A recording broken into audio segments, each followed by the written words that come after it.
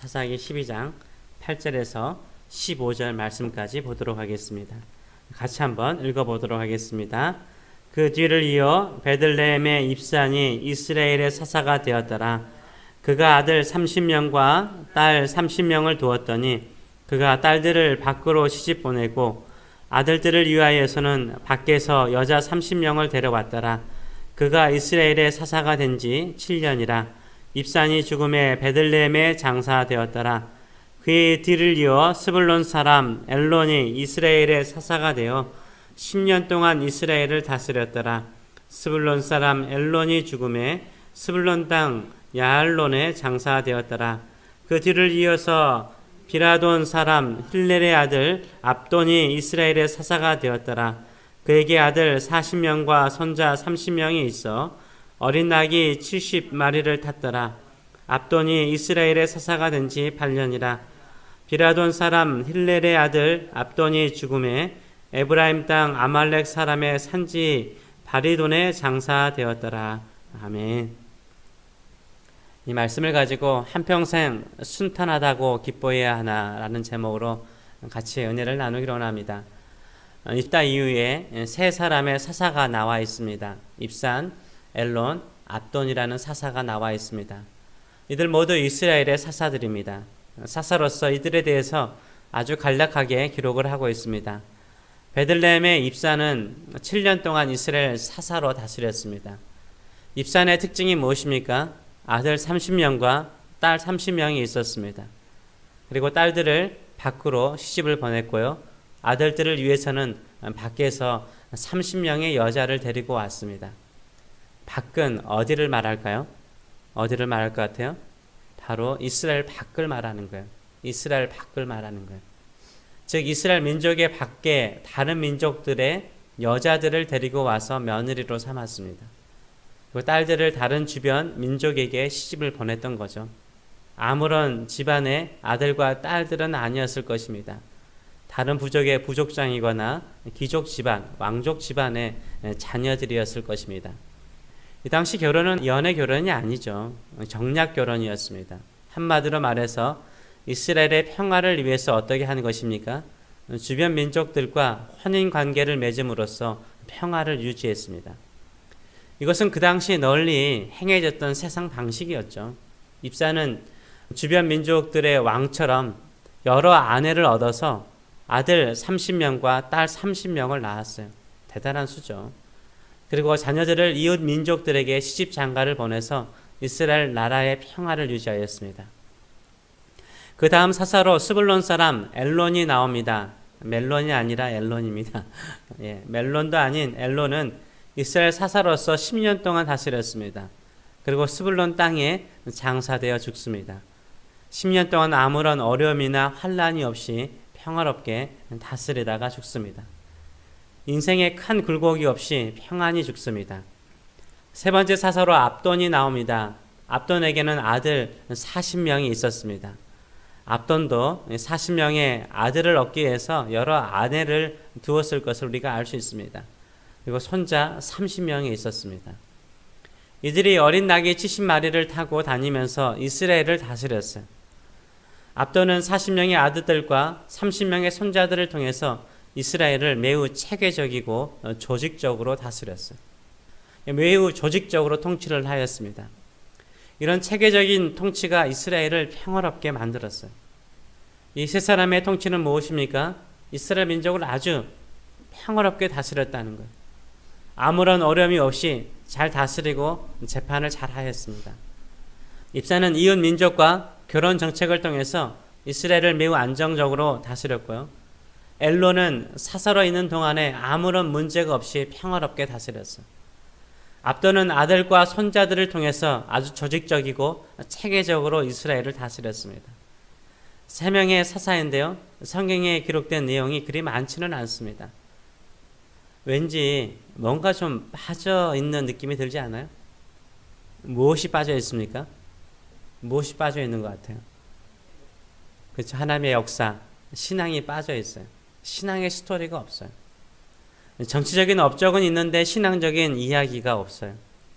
이 세 사사는요, 인간적으로 통치술이 뛰어난 사람들이었습니다. 세상적인 방법을 사용하여서 성공적으로 다스렸어요. 큰 문제가 없었습니다. 이들의 특징 가운데 무엇을 엿볼 수가 없습니까? 믿음, 하나님과의 어떤 신앙적인 면에 언급이 없어요. 기도원같이 하나님과의 만남이나 기도가 없고요. 입다처럼 하나님께 서원했던 슬픈 이야기도 없어요. 이들은 그냥 평화롭게 잘 다스렸습니다. 너무나 평화로웠기 때문에 굳이 하나님을 의지하거나 하나님을 간절히 찾을 필요가 없었습니다. 우리도 굳이 하나님을 찾을 필요가 없을 정도로 형통하고 평안하기를 원하십니까? 그것도 물론 축복이죠. 그러나 어떤 사람은 파란만장한 인생을 삽니다.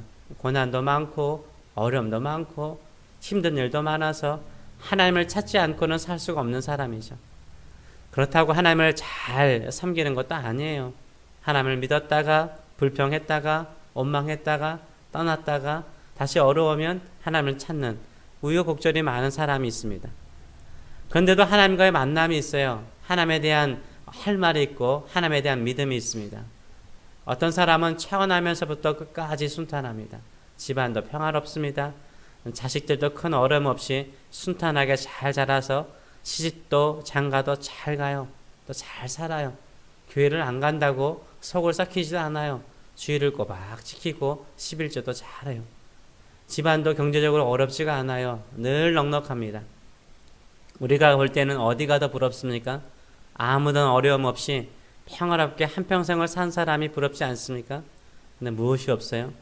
산전수전을 겪으면서 하나님을 찾는, 하나님을 믿는, 또 하나님을 간절히 만나고자 하는 그 시간이나 그 만남이 없는 거예요. 힘들고 어려운 일을 통해서 하나님을 만나는 만남이 없는 거죠. 너무 힘들어서 눈물로 하나님을 찾는 기도의 시간이 없어요. 너무 답답해서 답을 찾고자 성경을 읽고 또 읽는 그런 기억도 없어요. 간증도 없어요. 하나님에 대한 할 말도 없어요. 심지어는 기도 제목조차 없어요. 다 평화로우니까요. 많은 성도들은 그냥 순탄한 인생을 원할 때가 있습니다. 그래서 인간적으로 해결할 수 있는 방법들을 다 사용하죠.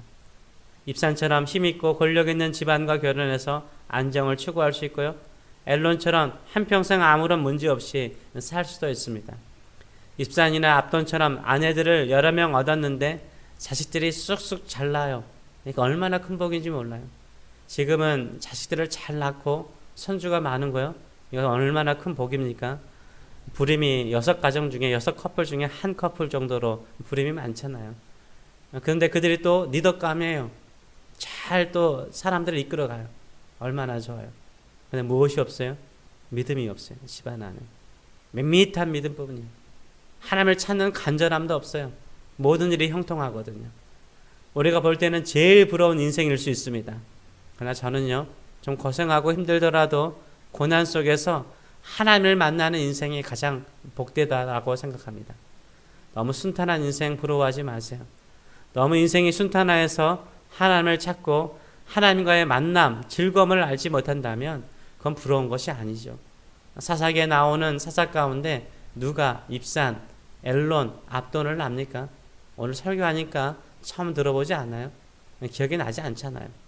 그런데 기드원, 입다, 삼손 같은 사람은 너무 인간적이에요. 실수투성이고요. 가끔은 믿음이 없어 보이기도 하고요. 나보다도 욕심이 많아 보이기도 하고요. 좀 어리석어 보이기도 하고요. 근데 그들은 어떻습니까? 그들의 인생에는요, 하나님을 찾는 믿음이 있어요. 하나님의 도우심을 구하는 믿음이 있어요. 우리도 실수하고 무너지고 불평하다가 다시 하나님을 찾고 찾는 인생을 살고 있습니까? 그 인생 복된 인생이에요. 왜냐하면 우리 안에 뭐가 있기 때문에요. 하나님을 찾는 믿음이 있고 하나님과의 만남이 있기 때문인 거죠. 그래서 늘 순탄한 것만을 추구하지 마시고 그 순탄한 것 너머에 하나님과의 만남을 추구하시는 저 여러분 되시길 축원합니다. 늘 햇빛만 쨍쨍한 곳이 사막이 됩니다.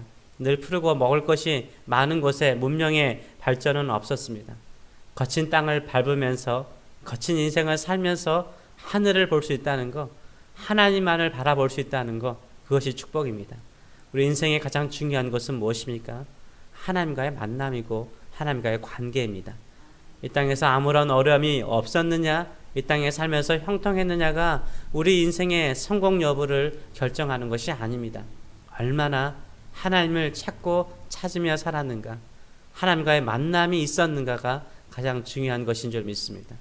사사기의 유명한 사사들을 보면 너무 인간적이고 나약하고 실수투성이고 좀 그렇죠. 그들에게는 하나님의 만남이 있었습니다. 이것이 다른 거죠.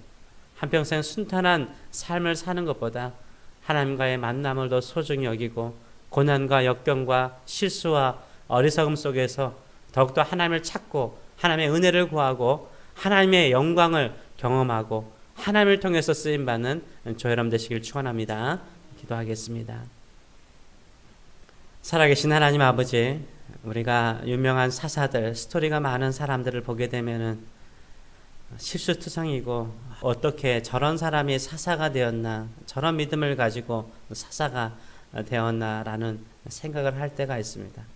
또 어떤 사사는 우리가 거의 들어보지 못하고 성경에도 한 줄, 두 줄로 기록된 사사들, 그저 평화롭게 또 모든 일에 형통하게 살다가 죽은 사사도 있습니다. 우리가 평화롭게 순탄하게 아무런 어려움 없이 사는 인생보다는 힘들고 어렵고 실수가 많고 또 실패할지라도 그 안에서 하나님을 찾고 하나님을 만나고 또 하나님의 역사를 경험하고 하나님의 간섭함을 경험하면서 하나님과 동행하고 하나님과의 깊은 만남의 인생을 살아가는 저희들의 삶들이 될 수 있도록 축복하여 주시옵소서. 감사드리며 예수님의 이름으로 기도합나이다. 아멘.